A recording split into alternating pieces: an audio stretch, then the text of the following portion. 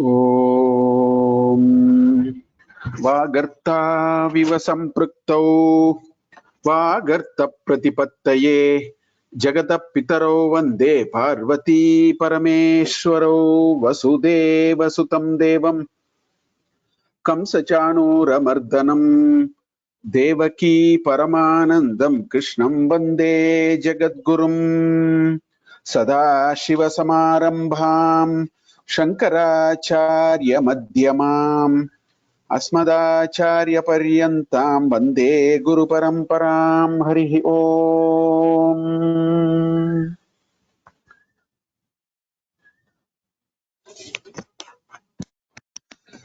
Okay, so we are on the 7th class now, and before we go to today's topic, we will spend some time on some of the questions. The questions are many.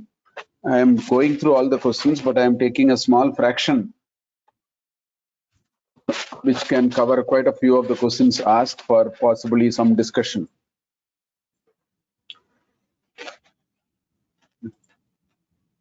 Okay.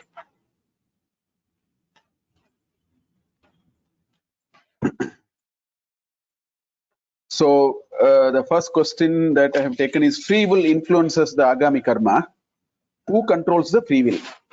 If one self controls the free will everybody have different types of free will? So this is one question. So this free will, we need to be very clear about this. Free will has two words in this term, free and will. So let us try to understand this. Free basically means, because sometimes people think free means you can do anything. It doesn't mean that. The free here means that you alone can finally do. Nobody else can do. Or an individual alone can finally, in that sense, it is free. You know, there may be gurus, there may be parents, well-wishers, friends, family members can say 1,000 things. Final action is done by oneself. That is the free part. That's why it's called free. I alone have to take a decision on a situation in which I have to act. I can get the benefit of any amount of advice, anything. Finally, it is my choice and I will have to. So that is the free part of it. Now, what is this will? Now, will doesn't mean anything we can do. It doesn't mean that. Essentially what it means is what I can do is only a function of what I am capable of. Let me put it, there are three aspects to it. One is called icha. To do a certain action, I should have a certain desire. I call it as icha. Then jnana. You need the know-how, otherwise you can't do whatever action you do. And the action, so kriya. So icha, jnana and kriya. So when you say will, the will doesn't come just like that. Will is a function of our ability to have a desire to do something, our ability to know how to do, and finally therefore the action will sort of manifest. So therefore it is something very unique to us. It is something which grows in us over a period of time, and given that constraint we will actually exercise a choice, and we alone can exercise a choice, and we alone have to do the choice. That is called free will. So this free will is controlled by us. And what is this? How does the free will change over time? It will be different for different people. Yes, because the icha, jnana and kriya combination is different for different people. And how does it get influenced? It gets influenced by our own vasanas and karmas. This is adding up to bringing it to a particular state. But then it is amenable for continuous morphing, continuously changing it, continuously improving it, learning from what is happening and changing it. All those are possible. So it is this combination of Ijna, Jnana and the Kriya which makes the will. And the free is because I alone have to do. Finally, nobody is in this process. So that is called free will. So this free will develop over time. The free will keep changing based on our experience and the value system and the samskaras and the vasana, which are all adding up to it. But it allows us to keep exercising it, learning from it, moving it, changing it to something else, all that is possible. So that is that free will there. Just to give a very quick example, you know, we all have a free will. Why are we not scaling Mount Everest? You can just go and then start climbing the base camp and go up to Mount Everest. We are not doing it. There is one lady by name Arunima Sinha who was brutally attacked and both her legs were amputated. Still, she scaled Everest. She scaled all the 5 peaks. Why? Because this Icha, Jnana and Kriya is working in a particular way for her. It doesn't work that way for us. So that is what it is. It is so individualistic, but it can grow, it can modify, it can change, and so on. So that is how it really works. Now, prarabdha karma, let's say 100 is taken from the available. See, this figure and the flowchart has instilled a lot of logical thinking into it, I realized. Prarabdha karma, say 100 is taken from the available 1000, which is in the Sanchita karma as per example. Is this 100 for a particular Janma is decided by God or by the soul itself? Now, those descriptions and those kind of representations are only to, you know, get this idea a little bit into our mind. We can't literally take it. You know, in Bhagavad Gita, he says, Krishna says, there are 2 references he makes. He says, Gahana Karmano Gatihi. He says it's a very deep concept. And Kavayopyatra Mohitaha. Even learned people are very bewildered by this whole notion of karma. Now, then why are we doing all these representations on? We'll take a day-to-day example, we'll understand. Let us look at the weather forecast. Now, whether it will rain today, where will it rain, how much will be the quantum of rain is not very easy to predict. It's not at all easy.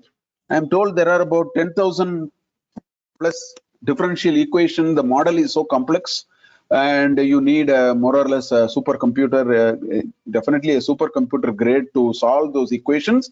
And then it starts predicting. And because it is so rigorously now over years they have improved it, it appears that the degree of prediction seems to be fine. It's not awfully bad compared to what it was 30 years back, 40 years back, and so on. So, and the same is true of whether what will happen to the stock market today. Will the price go up? Will the price come down? I mean, these are all very complex things. There are very complex equations which are solving it. This karma and how the karma gets accumulated, how the karma from the sanchita, how a portion is taken as prarabdha and coming into a janma, these are all very complex as this. So we neither know the model, nor we have those 10,000 equations, nor do we have a computer to solve all these. I'm talking on an equivalence. So what I'm saying is the best thing is we should use it not to analyze logically beyond analytically. We should not look at it, because that will take us nowhere and it will create more confusions. What happens in weather forecast, they also have the same problem. They can't come and tell us the 10,000 equations. So what they say there is an upper air system because of they use some words, nobody understands that words. I mean, people like us, but we are so comfortable. So we also start saying, there is an upper air system. That's why there is a rain in Karnataka today. We simply keep using all these terminologies, not really knowing what it is. So that is all we can do here.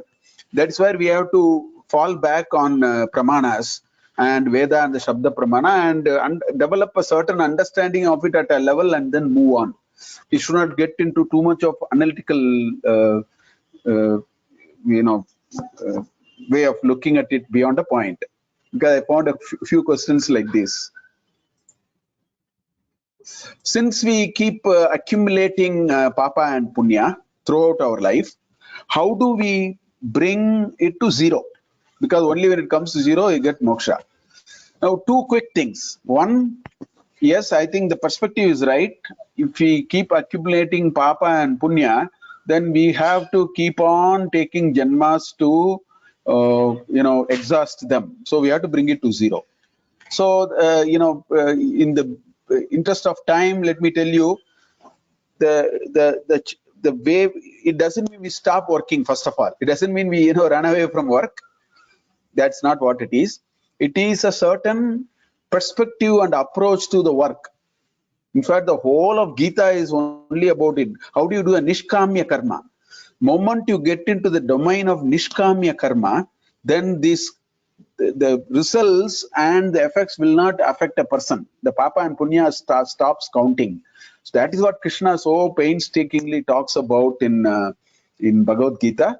The idea is it should be nishkamya karma. That's one. Second thing is, if the papa and punya comes to zero, it doesn't mean an automatic moksha. It is a necessary step, but not a sufficient step. Sufficient step is jnana vichara. And last week I showed that Ishavasya Upanishad, avidyaya mrityum tirtva vidyaya amritam ashnute. So anyway, a person who has been so much into nishkamya karma will actually be jnana vichara. So that second step will also happen before we get into moksha. Okay. If the soul decides the choice of his janma, how do we explain infant mortality? Now, what is the conceptually? What are we saying? A janma is taken because some prarabdha has to be exhausted. Now, in the case of an infant mortality, whether it's a stillborn baby or the baby is born and very soon it dies and so on, we need to really infer from that the amount of prarabdha that it wanted to exhaust is so little that it was enough for the child to remain in the womb of the mother and finish the karma, or after coming out in very little time it will exhaust the karma. So that is the meaning of all these. And quite often, elders used to say that these the children which are born and they die immediately in a few days and so on, generally elders say probably that is the last janma. It had a little trace of little bit of karma to be completed. It has completed and it is liberated. So like that they say. So everything is into the domain of this karma theory only. It is said that prarabdha, though cannot be eliminated, can be modified by devotion to Lord, doing punya karma. I will tell you, prarabdha cannot be modified, even with devotion. Because if that modification is possible, then to lead a dharmic life, that motivation is gone. Because there is always a possibility to modify it later. That is what it will mean. In fact, most of the crimes in India happens only like that. They indulge in crimes because they know that they can, pull some strings of some influential person, politician, and get out of the judiciary and the police. So I don't think karma theory is so imperfect. So it cannot be modified. Then what can be done? And what is the role of devotion? So the role of devotion is to face the prarabdha in a way it is the most appropriate way. That is where the grace of the Lord will be there. So prarabdha cannot be modified, but the way we handle prarabdha, the way we handle events as they unfold in our life, which are all because of the prarabdha will be much better. So that is where the devotion of the Lord is very important. Bhakti is very important, because the grace of the Lord will befall on us, and we will be able to handle prarabdha. It's not getting a discount or pushing it or neglecting it or casting it away. No, none of that will happen. But we can manage prarabdha. The God will give us that strength and that kind of an orientation to handle it as we have to go through it anyway. That is the role. From a karma theory perspective, it is mentioned that debit and credit can never be set off. We have to pay for debits and we reap the benefits for credits. This is very, very important. We need to understand this. See, A borrows 100 rupees from B, and after a while, A returns 20 rupees, let us say. A little later, B actually took some 30 rupees from A. So essentially, if you net all of them, we will finally come up saying that A has a due of only 50 rupees for B. That is all fine for accounting, but you can't do it like that here, because if you do it that way, we will finally come to a conclusion: B has nothing, only A has to give 50 to B. Prarabdha and karmas, papa and punya are not set off. Because many people seriously think like this. They think if you do a lot of bad karma, you can offset it by doing some good karma. You do some expenditure in the temple, you do annaseva, annadana, or you give for some people for their education and do some good karma and wash the dirty linen. No, for all the good karma, you will get a positive credit, you will get in the future Janma. But for all the sins that we have done, you cannot escape, you cannot set it off. So it is very important to understand these accounts are separate, and the soul has to claim responsibility and accountability for both positive and negative separately, not on a net basis. It's very important to understand this. Okay. These are in some of the questions that I thought we can take up for this week.